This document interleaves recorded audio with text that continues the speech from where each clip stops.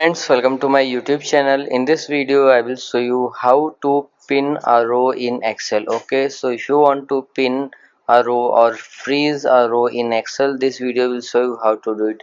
Here you will see I have created this table, and in first table you will see principal, in second you will see interest, this is compound interest, and this is end of the year. Okay, so I want that if I scroll down, this ninth row should be visible throughout the scroll. Okay, so that I can know which is principal column, or which is interest column, and which is compound interest column. Okay, so what you have to do to freeze that this row, ninth row, you have to just select this 10th row. Okay, if you want to freeze ninth row, you have to select the 10th row.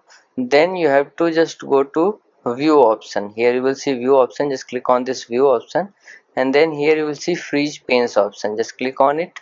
And now you will see, if I scroll down, you will see this ninth row is visible.